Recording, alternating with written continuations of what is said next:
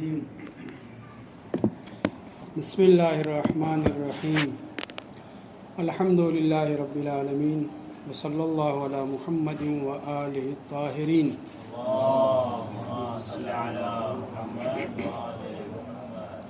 ولعنۃ اللہ علی اعدائہم اجمعین۔ بسم اللہ الرحمن الرحیم۔ آج کے دن ہم دعائے صنم قریش کی شرح و تفسیر پہ بات کرتے ہیں، گفتگو کرتے ہیں، شرح کرتے ہیں۔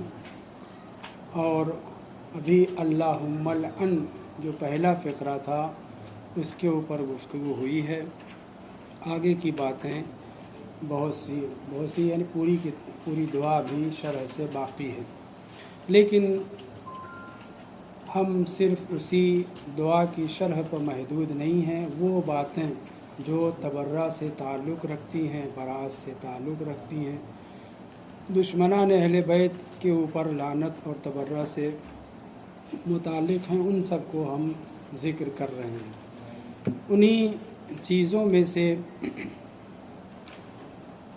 ایک یہ بات جو میں ذکر کرنے جا رہا ہوں، توجہ سے سنیں کہ ہمارے شیعہ روات کو، راویوں کو بہت سی سنی کتابوں میں ان سے روایت لی گئی ہے، اور بہت سے ایسے ہیں جن کے بارے میں خود سنی علماء یہ کہتے ہوئے نظر آئے صدوقن، یہ آدمی بڑا سچا ہے، صیغہ مبالغہ استعمال کرنے کے باوجود، سچا ماننے کے باوجود پھر بھی اس سے روایات نہیں لیتے۔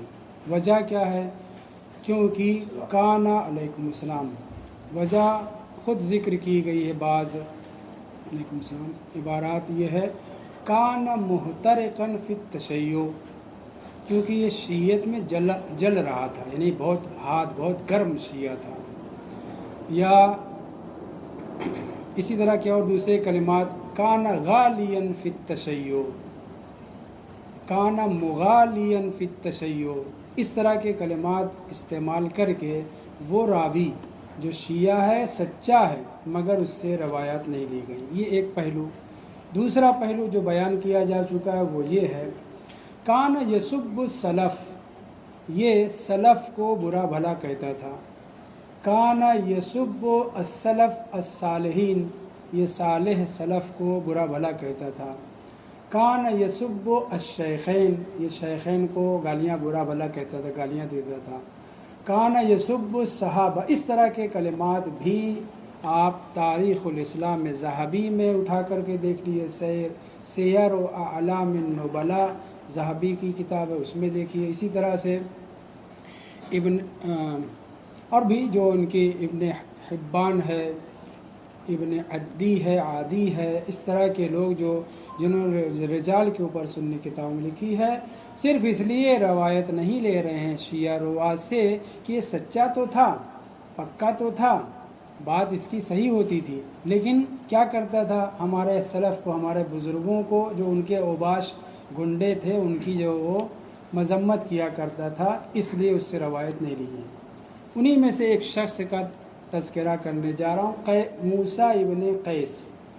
میں نے اپنی رجال کی کتاب اٹھائی سید خوئی کی، موسیٰ ابن قیس مجھے نہیں ملا، یعنی یہ سنی راوی ہیں۔ پہلے تو میں بتا دوں یہ سنی راوی ہیں، سنی راوی ہونے کے باوجود بعض ایسی باتیں نقل کی ہیں جس کی وجہ سے ان سے روایت نہیں لی گئی۔ پہلے جو میں بیان کر رہا تھا کہ ہمارے شیعہ روات ایسا نہیں ہے کہ ان سے روایت نہیں لی ہے، بہت سے لوگوں نے لی ہے، بخاری میں بھی شیعہ راوی موجود ہیں، لی ہے روایت، لیکن اکثر نے تردید اس لیے کر دی ہے، نہیں لیا ہے، کیونکہ یہ جو ہے جلتا ہوا شیعہ تھا، کھولتا ہوا شیعہ تھا، گرم شیعہ تھا۔ گرم شیعہ جانتے ہیں کسے کہتے ہیں؟ جو برعمر لعنت کہے اس کو۔ البتہ میں کل مجھے ٹوکا گیا تو میں تھوڑا سا احتیاط کروں گا، درس ہے تو درس کے اعتبار سے رہے، وہ بھی اس لیے کہ چونکہ ٹوکا گیا اس لیے کر رہا ہوں، ورنہ میں تو بغیر اس کے میرا پیٹ نہیں بھرتا۔ صلی اللہ علیہ محمد علیہ محمد۔ توجہ کریں، شیعہ روات سے روایت کیوں نہیں لی گئی؟ کیونکہ وہ جو ہے ہمارے سلف کو، ہمارے صحابہ کو، ہمارے ان کو وہ جو ہے برا بھلا کہتا ہے، اس لیے روایت چھوڑ دی۔ جناب موسیٰ ابن قیس کیا ہے؟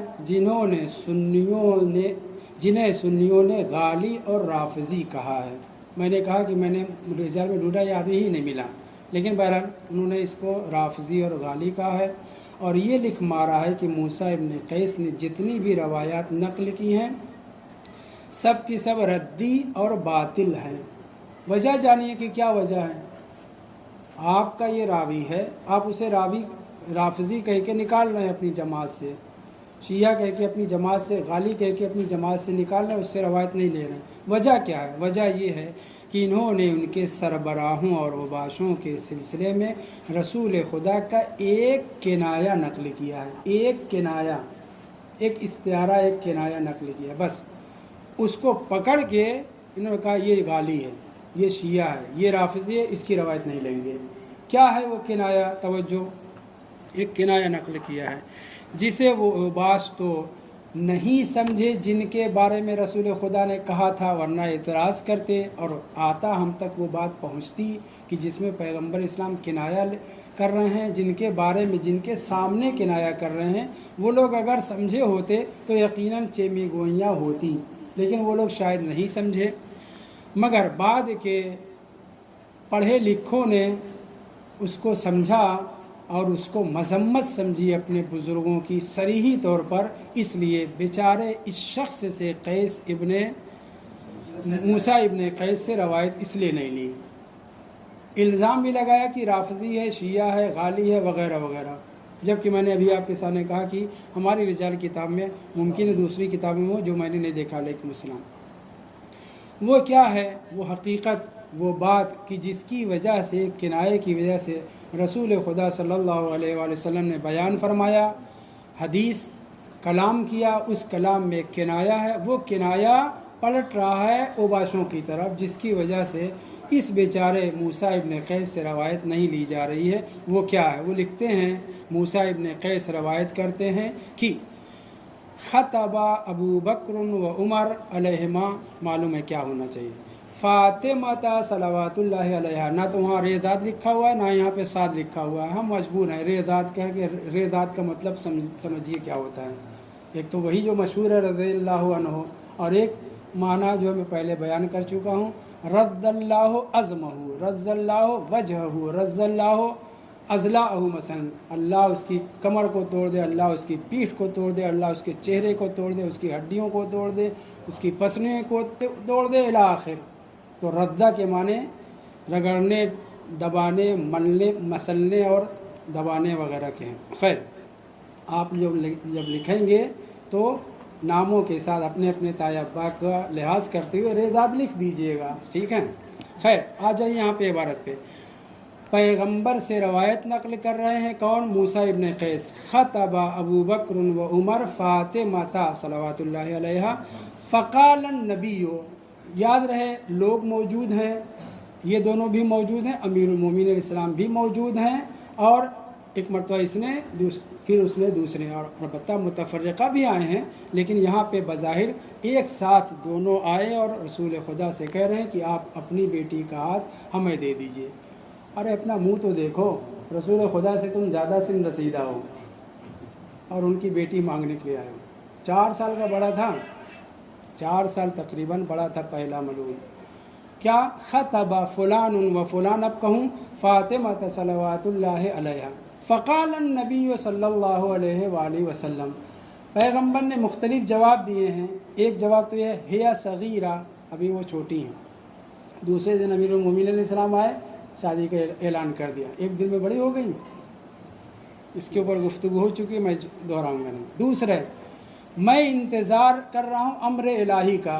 बराबर आप मजलिस में सुनते रहते हैं, अम्र इलाही हुआ उसके एतबार से, ज़व्विजिन नूर बिन नूर, नूर की नूर से शादी कर दीजिए। वो तफसीलात आप मजलिसों में पढ़ते और सुनते रहते हैं। यहाँ मंज़र मुतवज्जे रहें, ये दोनों एक के बाद दीगरे हाथ मांग रहे हैं जनाब सैयदा सल्लल्लाहु अलैहा का, खितबा कर रहे हैं, खास्तगारी कर रहे हैं। पैगंबर इस्लाम न पहले की तरफ मुतवज्जे हुए, न दूसरे की तरफ मुतवज्जे हुए, रुख किया अमीरुल मोमिनीन इस्लाम की तरफ और एक जुमला इरशाद फरमाया, है या लका या अली, ये यानी मेरी बेटी आपके लिए है। मैं अल्लाह की तरफ से मामूर हूँ कि जनाब सैयदा सल्लल्लाहु अलैहा की शादी आपसे कर दूँ, یہاں تک تو کوئی مسئلہ نہیں ہے. اس کے بعد وَلَسْتَ بِدَجَّالٍ، اے علی آپ دجال نہیں ہیں. اولاً تو اس طرح کے شریف آدمی کو مولا کی بات نہیں ہو رہی ہے. ہم آپ اگر کسی کے سامنے کسی کی نفی کریں آپ دجال نہیں کہہ دیں تو کتنا برا مانے گا وہ. مگر اس کے باوجود امیر المومنین علیہ السلام کو خطاب کر کے رسول خدا نے کیا کہا؟ ہِیَ لَکَ یا علی، میری بیٹی آپ کے لیے ہے، وَلَسْتَ بِدَجَّالٍ، اور آپ دجال نہیں ہیں. تو کیا امیر المومنین سے خطاب ہے؟ یہ صریح طور پر کنایا اور استعارہ کہہ لیجئے، یہ دونوں دجال ہیں. بات سمجھ رہے ہیں؟ اس مطلب کو مخاطبین نہیں سمجھے. یعنی اگر وہ سمجھے تو اعتراض کرتے کہ آپ علی بن ابی طالب سے کہیں کہ وہ دجال نہیں تو کیا ہم دجال ہیں؟ اگر سمجھے ہوتے تو اعتراض کرنا چاہیے تھا، نہیں سمجھے. عبارت پہ توجہ کریں، وَلَسْتَ بِدَجَّالٍ، اے علی بن ابی طالب علیہ السلام آپ دجال نہیں ہیں. دجال آئندہ آئے گا، اصحاب نے دیکھا نہیں ہے، لیکن اس کے کرتوت، اس کے کارنامے جو آئندہ تباہیاں بربادیاں مچائے گا اس کو پیغمبر بارہا بتا چکے ہیں. اور اب جو ہے آج ایک سے نفی کر رہے ہیں، بظاہر ان سے نفی کر رہے ہیں لیکن چھکا مار رہے ہیں دوسرے لفظوں میں کہ تم بھی دجال ہو، تم بھی دجال ہو. مگر روایت میں ایسا کچھ نہیں ملتا کہ وہ دونوں سمجھ گئے ہوں. بعد کے راویوں کے اوپر کام کرنے والے، جرح و تعدیل والے، رجال کی کتابوں کو لکھنے والے سمجھ گئے. انہوں نے کیا کہا؟ وَقَدْ غَمَزَ فِي هَذِهِ الْمَدِيحَةِ لِعَلِيٍّ علیہ السلام. یہ امیر المومنین السلام کی تو مدح ہے کہ آپ دجال نہیں ہیں، مدح ہے. لیکن اس مدح میں غمز ابا بکر و عمر، پیغمبر اسلام نے صاف لفظوں میں ان دونوں کو، میں صاف لفظوں میں کہہ رہا ہوں، اس کے ذریعے سے ان دونوں کو دجال بتایا ہے. اس روایت، توجہ، اس روایت کے نقل کرنے کی وجہ سے بیچارہ موسیٰ ابن قیس متہم ہو گیا. غالی ہے، رافضی ہے، شیعہ ہے، اس سے روایت نہیں لینا چاہیے. تو دشمنی کی حد دیکھیے. بزرگان ان کے تو نہیں سمجھے، ورنہ اعتراض کرتے کہ یہ کیا کہہ رہے ہیں آپ، ہمیں دجال بنا رہے ہیں. نہیں، ایسا کچھ نہیں سمجھے. اتنے سمجھدار ہوتے تو اعتراض کرتے. لیکن بعد والے بڑے کائیاں نکلے. کون؟ شمس الدین ذہبی وغیرہ، ان لوگوں نے صاف لفظوں میں یہی عبارت ہے، قد غمز فی هذه المدیحة لعلی علیہ السلام. مولا کی تو مدح ہے، مگر اس مدح میں ہمارے بزرگوں کی بڑی کھچائی کی گئی، انہیں دجال کہا گیا ہے. صلاۃ علی محمد و علی محمد.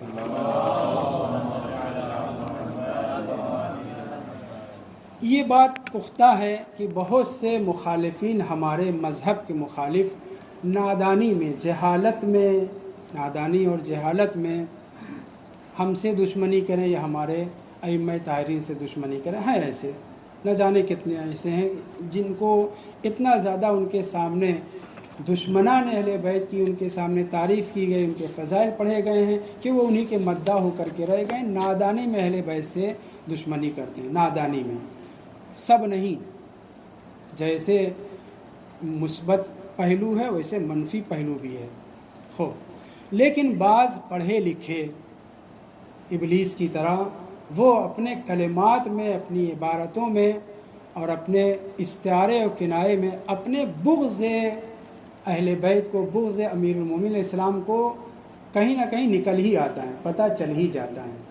انہی میں سے ایک جسے میں، بہت پہلے کی بات ہے، قم میں حرم بی بی سلام اللہ علیہ کے جو جہاں ہم لوگ بیٹھتے ہیں، تھوڑا سا ادھر گھیرا ہوا ہے، صحن طلائی گھیرا ہوا ہے.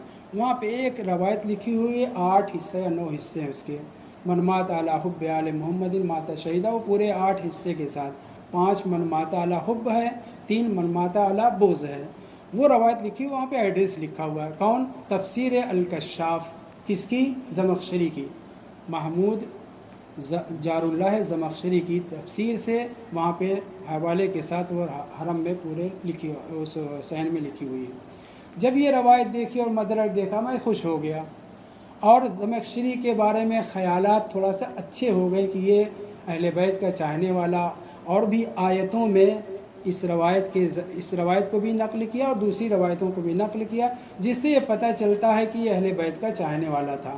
کوئی بھی دشمن اہل بیت دشمنی کا اظہار نہیں کر سکتا. مسلمان اگر ہے تو اسے اپنا اسلام سنبھالنے کے لیے آل محمد سے دشمنی کو برملا نہیں کر سکتا، الا کہ بگڑے ہوئے لوگ ہوں وہ الگ بات ہے۔ اس نے بڑی حرکتیں کی ہیں، زمخشری نے تفسیر کشاف میں بڑی حرکتیں کی ہیں، مگر کہیں کہیں حق جو ہے زبان پر آ ہی گیا ہے۔ ان میں سے یہ روایت من مات علی حب آل محمد مات شہیدہ والی 8 حصے کے ساتھ باقاعدہ الکشاف میں موجود ہے، اور حرم میں وہ وہاں پہ لکھی ہوئی ہے اور بہت سی کتابوں میں نقل ہوئی ہے۔ توجہ کریں، مگر خباثت خبیث نے اپنی ظاہر کی ہے مختلف جگہوں پر، من جملہ اس کے سورہ انشراح علم نشرح لکا صدرک پہ جب یہ پہنچتا ہے تو وہاں پر اس نے اپنی خباثت ظاہر کی۔ میں پہلے اس تفسیر کو پڑھنے کے وقت متوجہ ہوا کہ یہ تو امام علی علیہ السلام سے بغض کا اظہار کر رہا، مگر میں نے لکھا نہیں۔ جب اپنی تفسیر دیکھی ملا فتح اللہ کاشانی کی منہج الصادقین، مشہور تفسیر ہے، فارسی میں 10 جلد میں ہے، اٹھا کر کے میں نے دیکھا کہ انہوں نے کچھ اس طرح کی بات کہی ہے، تو انہوں نے دیکھا کہ نام کے بغیر نقل کیا ہے اور باقاعدہ کہا ہے کہ یہ نسب ہے، دشمنی ہے، امیر المومنین کا اظہار ہے۔ عبارت پہ اب توجہ کریے، کیا ہے وہ؟ زمخشری مکے میں رہنے کی وجہ سے، بیت اللہ کے پاس رہنے کی وجہ کے ناطے اسے جار اللہ کہا جاتا ہے، ورنہ اصل نام اس کا محمود تھا، اور شہر زمخشر کا رہنے والا تھا، وہاں سے تعلق رکھتا تھا۔ اسی لیے ہمارے بعض علماء نے تھوڑا احترام کے ساتھ نام لیا تو علامہ زمخشر کہا ہے، نہ جار اللہ نہ زمخشری، نہ تھوڑا سا کہیں کہیں احترام سے، اللہ احترام تو نہیں لیکن بہرحال علامہ تو ہے نا کلمہ۔ اب کم سے کم علامہ تو پاکستان میں کیوں جناب، علامہ احترام کے لیے تو ہے نا۔ علامہ زمخشر ہمارے علماء نے لکھا اس طرح سے۔ خوب، شیعوں کی تفسیروں میں پر اس کی نظر نہیں تھی، مگر لگتا ہے کہ تفسیر قمی اس کے ہاتھ لگ گئی تھی، تفسیر قمی اس کے ہاتھ لگ گئی تھی۔ اتنی بھاری غلطیاں نہ کرتا، اتنی غلطیاں کی ہیں کہ ہمارے ایک عالم میں نام لے چکا، مجھے یاد ہے، اس وقت مجھے نام خود ہی یاد نہیں ہے، مگر آپ لوگوں کے سامنے ان کا تذکرہ میں کر چکا ہوں۔ 800 اشکالات 4 جلدی تفسیر کشاف کے اوپر ہمارے عالم نے کیا ہے۔ کتنے؟ 800 اشکالات۔ تو اس طرح کے اس کے اندر خرابی پائی جاتی ہے، اب اندازہ کر سکتے ہیں کہ کتنا خبیث تھا، مگر علامہ زمخشر ہم کہہ رہے ہیں ہمارے اپنے بزرگوں کے احترام میں، ان کے تابع ہو کر کے۔ بہرحال تنقید معصومین علیہ السلام کے اوپر جو بھی کرے، چاہے اپنی ہی میجارٹی کا کیوں نہ ہو، جماعت کا کیوں نہ ہو، کسی طریقے سے اگر تنقید کرے سمجھ جائیے کچھ نہ کچھ ملاوٹ ہے، بس اتنا کافی ہے۔ بہرحال زمخشری سورہ انشراح کی آخری آیت پر پہنچ کر کے شیعوں کے ایک نظریے کو باطل قرار دیتے ہوئے کہتا ہے وَمِنَ الْبِدَعِ، بدع یعنی کیا؟ بدعت کی جمع ہے۔ وَمِنَ الْبِدَعِ، بدعتوں میں سے ایک بدعت کس کی؟ ما روی عن بعض الرافضہ، جو بعض رافضیوں سے بدعت نقل ہوئی ہے وہ یہ ہے، کیا؟ فَإِذَا فَرَغْتَ فَانْصَبْ وَإِلَىٰ رَبِّكَ فَارْغَب۔ کیا ہے عبارت؟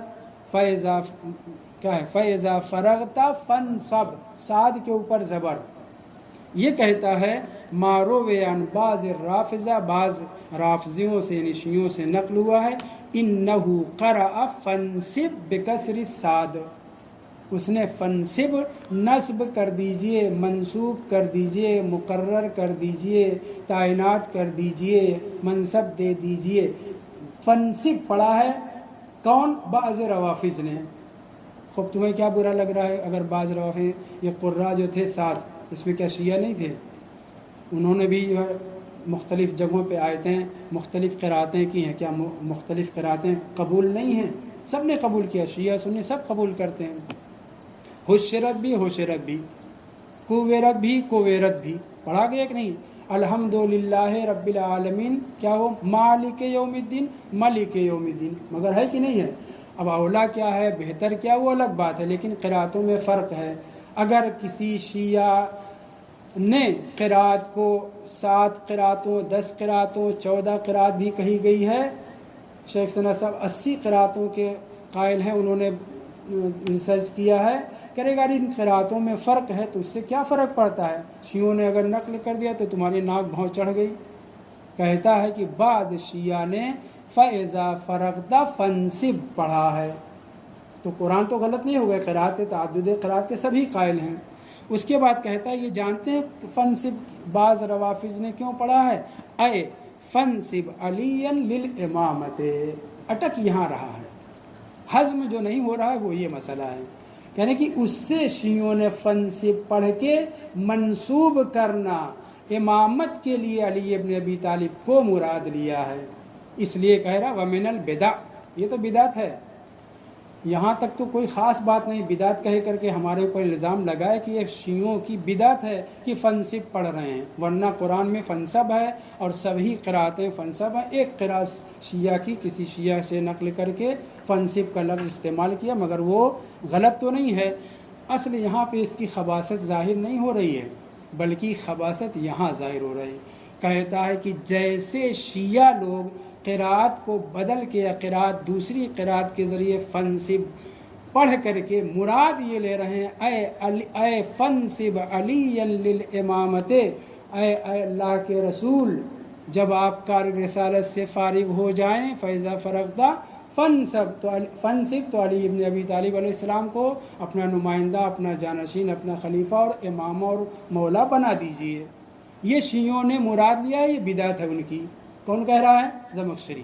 یہاں تک تو کوئی خاص بات نہیں ہے، اگرچہ بدعت کہا تو یہ تو بہت بڑی بات ہے، لیکن مان لیتے ہیں کہ یہاں کوئی خاص بات ہے۔ اس کے بعد کہتا ہے کہ جیسے اے رافضیو تم نے یہاں پہ فنصب پڑھ کے علی کی امامت کے اوپر نصب کرنے کو، رسول خدا کو خدا کا حکم قرار دے رہے ہو، امر کا صیغہ قرار دے رہے ہو، ویسے وَلِلنَّاسِبِيِّ أَن يَقُولُ، ایک ناصبی بھی کہہ سکتا ہے نہیں ہم تو فنصب ہی پڑھیں گے، اور اس فنصب میں نصب سے مراد دشمنی علی ابن ابی طالب اور عداوت ہے۔ نہیں غور کیا، شہ دے رہا ہے، ناصبیوں کو موقع دے رہا ہے، داؤں دے رہا ہے، میدان دے رہا ہے کہ میں نے ایک چیز اعتراض کی، بدعت کہا، تم لوگ فنصب ہی پڑھو، اور اس نصب سے مراد کیا ہے؟ نصب عداوت علی ابن ابی طالب علیہ السلام۔ کتنی خباثت ظاہر کر رہا ہے۔ وَيَجْعَلُهُ أَمْرًا بِالنَّصْبِ، ناصبی کو حق پہنچتا ہے کہ وہ اس کو خدا کا امر رسول خدا کے لیے، کس چیز میں کہ اے ہمارے رسول جب آپ ساری ذمہ داریوں کو نبھا لیں، کار رسالت سے جب فارغ ہو جائے نا، تو اس دن سے اللہ اللہ کرنے کے بجائے علی سے دشمنی کریں۔ توجہ کیا آپ نے؟ وَلِلنَّاسِبِيِّ أَن يَقُولُ کہ خدا نے یہاں پہ يَجْعَلُهُ أَمْرًا بِالنَّصْبِ الَّذِي هُوَ بُغْضُ عَلِيٍّ وَعَدَاوَتُهُ، اور وہ نصب ہے کیا؟ امیر المومنین علیہ السلام سے بغض عداوت۔ اپنے دل کی بھڑاس ناصبی کے لیے کہنا ممکن ہے، کہہ کے کہہ رہا ہے، نہیں توجہ کیا، اپنے دل کی بھڑاس نکال رہا، لیکن شہ دے کر کے ناصبی کو، ناصبی بھی کہہ سکتا ہے کہ یہاں پہ فنصب ہی ہے، اور اس نصب سے مراد خود کہہ رہا ہے، میں نہیں کہہ رہا ہوں۔ النصب وَيَجْعَلُهُ أَمْرًا بِالنَّصْبِ، اور نصب کی وضاحت خود ترجمہ کر رہا ہے۔ وہ ترجمہ کیا ہے؟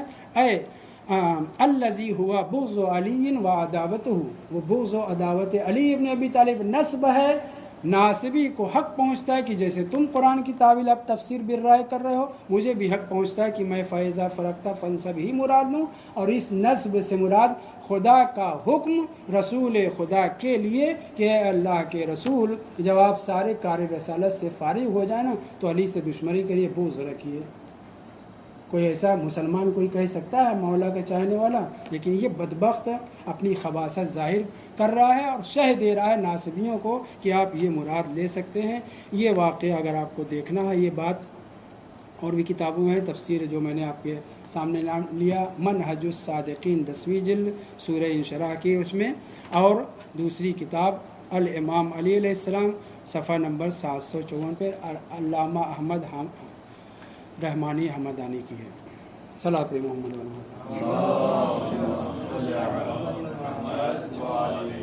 کیا کہا تھا؟ من البدع، بدعتوں میں سے ہے۔ بدعت شیعہ لوگ نہیں کرتے، تم لوگ بدعت کی پیداوار ہو۔ ہم بدعت نہیں کرتے، ہم وہی کرتے ہیں جو معصومین علیہ السلام نے حکم دیا ہے۔ اے زمخشری تو نے ہماری طرف بعض الروافظ کہا ہے نا، لیکن ہم تفسیر میں بھی معصومین علیہ السلام کے تابع ہیں۔ تو نے تفسیر قمی دیکھا، اس میں ان فلان یہ نہیں دیکھا کہ کس امام سے نقل ہوئی، جبکہ تفسیر قمی میں 2 روایت، تفسیر منہج الصادقین میں 2 روایت، تفسیر کنز الدقائق 12 جلد میں، 14 جلد میں، 14ویں جلد میں سورہ انشراح میں 4-5 روایت نقل ہوئی ہے۔ اور یہ ہم نے اپنی جیب سے نہیں نکالا ہے کہ کثرہ کے ساتھ پڑھیں، اور اس سے مراد امیر المومنین علیہ السلام کے لیے رسول خدا کو حکم دیا جا رہا ہے کہ آپ انہیں امام و خلیفہ اور جانشین بنائیں۔ ہم اہل بیت طاہرین کے تابع ہیں، اور یہ کسرہ فتح کا مسئلہ نہیں ہے، معصوم علیہ السلام کے دہن اقدس سے نکلی ہوئی بات ہے۔ امام جعفر صادق علیہ السلام فرماتے ہیں، اللہم صلی اللہ علیہ وسلم، چھٹے امام سے روایت ہے، فرماتے ہیں فَإِذَا فَرَغْتَ یا محمدو، آیت میں امام وضاحت کرنے کی اس سے کیا ہے، وہاں پہ نام لے رہے ہیں پیغمبر کا، فَإِذَا فَرَغْتَ یا محمدو من حجۃ الوداع وَنُبُوَّتِكَ، اے ہمارے نبی آپ اس آخری حج سے جب فارغ ہوں گے اور کار نبوت کو، سارے کارہائے رسالت کو، نبوت کو جب اس سے فارغ ہو جائیں گے، فَانْصَبْ عَلِيًّا لِلْخِلَافَةِ، کسرہ فتح کا مسئلہ نہیں ہے، منصوب باب مفعول جو ہوگا فنصب سے ہو تب بھی، فنصب سے ہو تب بھی، منصوب کرنے کی بات ہو رہی ہے۔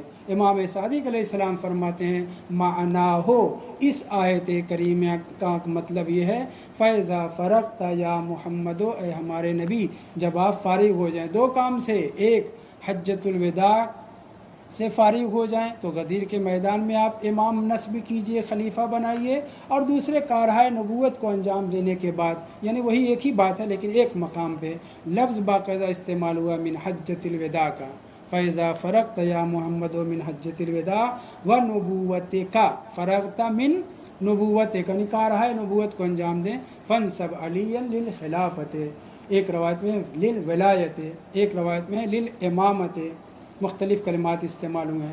اے ہمارے نبی کار رسالت سے فارغ ہونے کے بعد اور حجۃ الوداع کے بعد آپ امیر المومنین اسلام کو امام اور جانشین اور خلیفہ بنائیے۔ 5ویں روایت میں ہے، اور یہی کہ من کنت مولا فہذا علی مولا، باقاعدہ وہاں پہ غدیر کا واقعہ نصب ذکر کیا گیا۔ صلاۃ محمد علیہ۔ اب وہ جو بات میں نے شروع میں کہی کہ میں ڈر رہا تھا کہ اس کو، اس عبارت کے بعد اس کو میں ناصبی کے زمرے میں لے جاؤں زمخشری کو، اور یہ کہوں کہ اس نے اپنی خباثت ظاہر کی ہے، میں یہ اس پہ ڈر رہا تھا، میں نے عبارت بھی لکھی ہے۔ دوسری بات یہ کہ کسرہ ہو، کسرہ صاد پر اعتراض کرتے ہوئے فتح صاد سے نصب عداوت اور بغض علی علیہ السلام مراد لینا، اور پھر رسول خدا کو خدا کی طرف سے بغض و عداوت علی علیہ السلام کا مأمور قرار دینا، یہ زمخشری کی علی دشمنی پر صریح دلیل ہے۔ یہ عبارت میری نہیں ہے، اپنے الفاظ میں نے لکھا ہے، جناب ملا فتح اللہ کاشانی کی عبارت ہے۔ وہ سمجھ گئے کہ یہ کیا کہہ رہا ہے۔ میں اپنی بات کروں، پہلے میں بھی سمجھ گیا تھا یہی، لیکن ڈر رہا تھا کہ واقعی یہ اس نے عداوت اور دشمنی مراد لیا ہے یا نہیں۔ جب تفسیر دیکھا تو میں نے لکھ لیا۔ اس مطلب کو لکھنے کے بعد زمخشری کے سلسلے میں نصب عداوت کے حوالے سے مطمئن ہو گیا، لیکن ہاں وہی علامہ زمخشری کی بات۔ اور جہاں تک کسرہ فتح کی بات ہے، کاشانی صاحب نے یہ بھی لکھا ہے کسرہ ہو یا نہ ہو، فتح ہی ہو، کیا فرق پڑتا ہے؟ نصب سے مراد منصوب کرنا ہے، نصب سے مراد عداوت امیر المومنین علی بن ابی طالب علیہ السلام نہیں ہے۔ والحمدللہ رب العالمین۔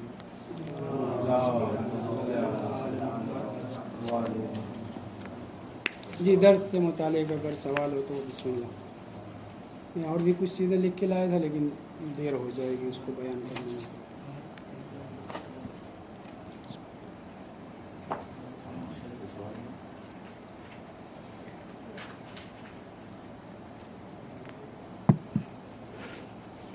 اٹھانے